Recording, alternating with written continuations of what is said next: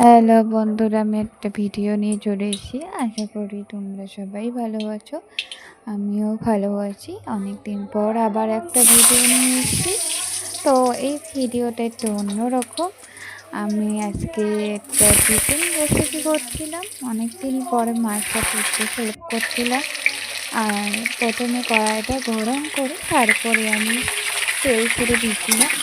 মানে কড়াইটা ভালো করে গরম করে নিই। তেল ছাড়ার পরে আমি আলুটাকে একটু ভেজে নিলাম। আলুটা একটু লাল লাল করে ভেজে না নিলে না ঠিক ভালো হয় না। মানে মাংসে ঠিক লাল লাল করে ভাজা হবে, তাহলে না অ্যাকচুয়ালি খুবই ভালো লাগে। তারপরে আলুটা আমি দেখাচ্ছিলাম যে ভাজা হয়ে গেছে। তারপরে আমি তেল দিয়ে একটু তারপরে দিয়েছি টমেটো। তেলের ওপরে টমেটো দিয়ে লবণ দিয়েছি। লবণ দেওয়ার পরে আমি পেঁয়াজ দিয়ে দিলাম, যাতে পেঁয়াজগুলো গোটা গোটা না থাকে। হ্যাঁ, পেঁয়াজগুলো যাতে গলে যায়, একদম যাতে গোটাই না থাকে। হ্যাঁ, গোটা গোটা থাকে না, মুখে বলতে মানে টেস্টটা ঠিক আসবে না। সেই কারণে আমি পেঁয়াজগুলো নাড়িয়ে নিয়েছি। এবারে নাড়িয়ে নিয়ে আমি দেখছি, তারপরে একটু লবণও দিলাম। তো লবণটা দিয়ে আমি একটু নাড়িয়ে নিয়েছিলাম। আবার নাড়িয়ে নিয়ে আমি টমেটোগুলোকে ভালো করে মানে যেমন একটু গোটা গোটা আছে না, আমি ওর জন্য একটা অনেক সময় পরে কষে নিয়েছি। মানে কষে নিয়েছিলাম, তারপর আমি আদা রসুন দিয়েছি। তা আর দিয়ে আমি মানে কড়াইতে ঢেলে দিলাম। এটাকে কষানোর জন্য মাংসটা এটা ভালো করে ছেড়ে দিলাম।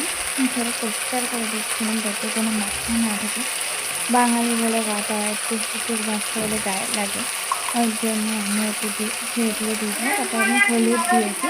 হলুদটা দিয়ে পরিমাণ মতন দিয়ে দিয়েছি যাতে কালারটা ফ্লেভারটা আসে সুন্দর। এবারে আমি হলুদটা দেওয়ার পরে লঙ্কার গুঁড়ো দিয়ে দিলাম, যাতে যেটা ঝাল হয় আর কি। ভালো হয় সাথে এটা কালারও চলে আসে।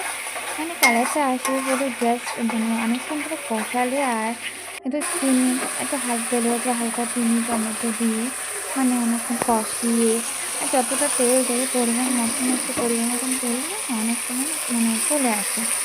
এরপরে আমি চিকেনগুলোকে ধুয়ে রেখে দিয়েছিলাম। তারপরে আমি চিকেনগুলোকে ছেড়ে দিলাম, মানে কড়াইতে ছেড়ে দিলাম ভালো করে। যেহেতু এতটা সাথে রান্না করা না খুবই ইম্পসিবল ব্যাপার, কারণ এইভাবে আমরা কোনো সময় করি না।